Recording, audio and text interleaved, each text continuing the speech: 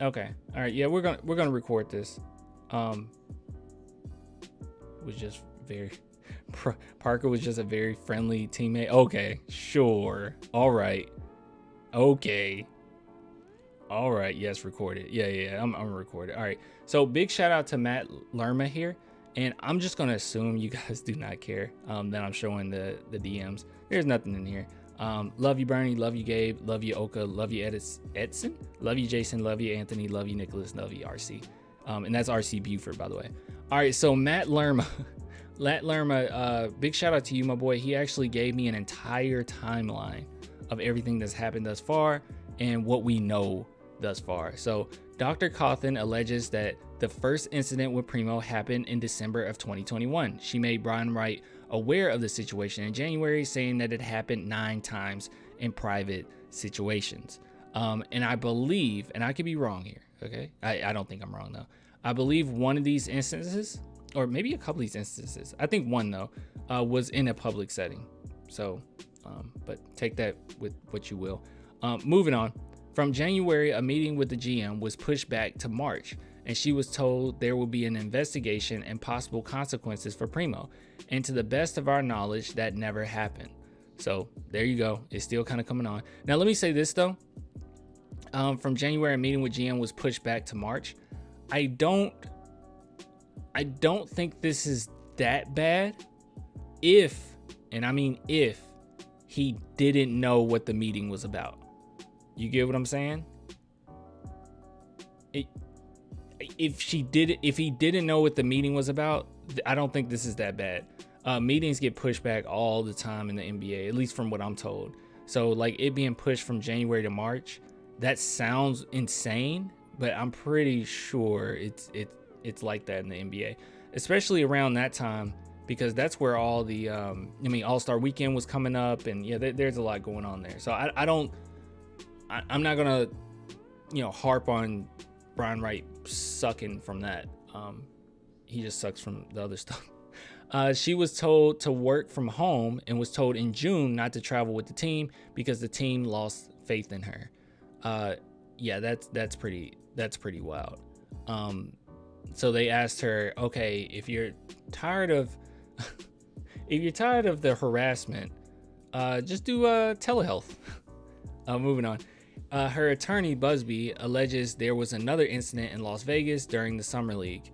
And I do believe this because we all know there was another instance in Minnesota. So here we go. October 10th, the Spurs exercised a 3rd-year option on Primo. There was another alleged incident in Minneapolis. I can never say it.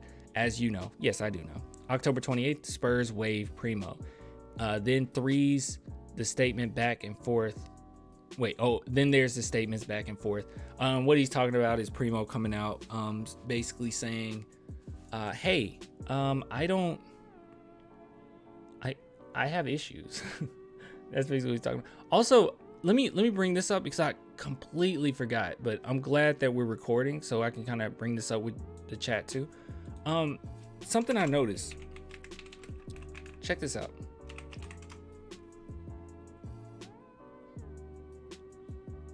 Let's see, where is it? Shocking announcement. Okay, so all the allegations, or at least what we know thus far, or at least what we're being told, is that Pop didn't know. This is actually pregame, in which they asked Pop about it, and his wording in this pregame especially makes me believe that he didn't know. Like just kind of listen to it and tell me what you think. Hold on, let's see. What led to the release of Joshua? Have you all gotten the statement that we made? That's all I choose to say about that right now. We're just going to stick by what we've told you all.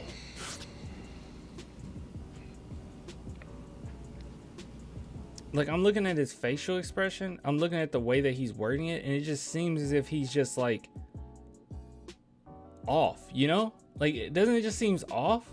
Yeah, right. He seems very frustrated and shocked. And, it's like, the statement that we gave, that's all I can tell you right now. Like, I don't know. Coach, DeMar's back tonight. He seems really angry. Like, and this isn't a typical Pop angry, okay? This is like, this wasn't we lost the game angry. It's like he's disappointed in himself.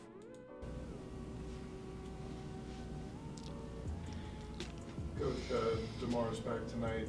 He's a couple points away from 20,000. What have you gotten to know about him and the time that you spent with him his 3 years here? A beautiful, wonderful human being. One of the best that I've ever coached. I still stay in touch with him. He's just a sweet man. Pop seems so hurt. Deflated is a really good word, impeccable. He just seems so hurt. Now, don't get me wrong, this is going to all bite me in the butt and we can find out Pop knew every single thing and stuff, but it's like, I don't know if this is the reaction of a man who knew. I just, unless he's just a really good actor, you know? I mean, because the way that he's talking about DeMar, it's almost projection from what's going on right now. Beautiful, wonderful human being.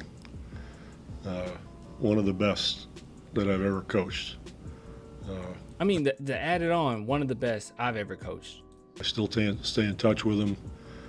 He's just a sweet man. Sweet man.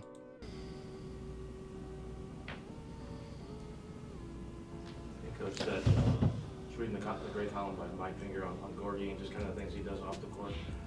And by the way, I want to act like I'm a big bad guy, and I would have asked him the tough questions. I wouldn't have asked him anything. That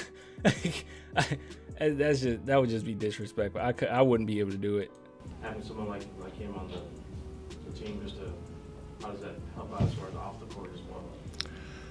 Yeah, he's it's indescribable how quickly the team responded to him. I think they didn't tell anyone until the Minnesota thing. That's what I'm thinking. I'm thinking Pop genuinely.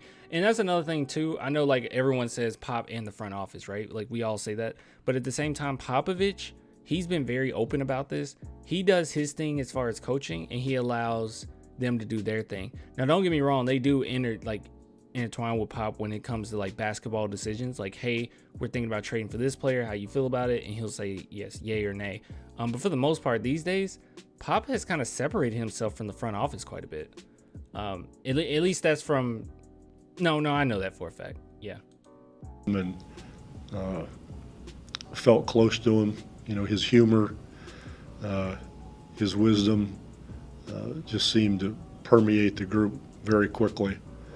And he's been a wonderful leader already, especially for all the young guys that we have. Any target date for Devin and for Devin to return?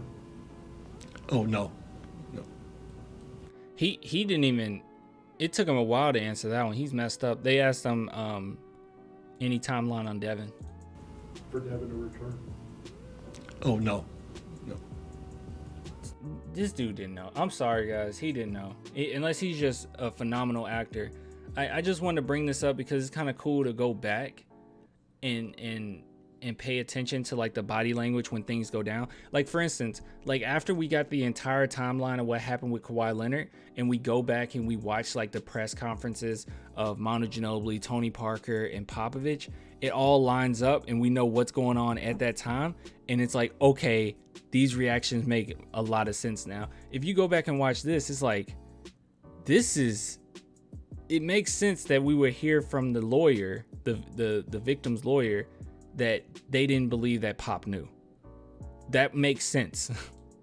Any target date for Devin and Look at it. for Devin to return?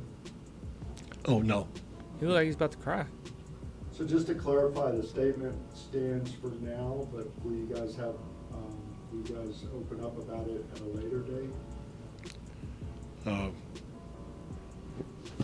Were you in here when I said we were going to just stand by the statement? Okay. Double check that. Good. Pop is such a jerk. I love Pop. Spurs reporter said Pop was very somber and looked hurt, sad in his press. No, you can see it. We don't have to. They don't have to tell us that. Look at him. Look at his body. Look how he slouch over. This is not a man who knew. That's just my take. This is not a man. You can see his body language, dude. I don't know. Look at that face. Popovich didn't know. All right. Let's finish this timeline. Where were we? Okay, Spurs waive him. Her attorneys say she was told in a meeting prior to Primo's release that Pop was aware of the situation, but that Dr. Cawthon's respect for Popovich is so high that she believes she was lied to. He said that's basically it. So, also, according to timeline as we understand it, and that may have been first time Pop was directly aware of what happened when his player was kicked out of the Four Seasons. So, yep. Clan, he's not a dog. Little Popovich. Look at him. Y'all can't stay mad at Pop. Even if Pop knew, how you gonna stay mad at that face?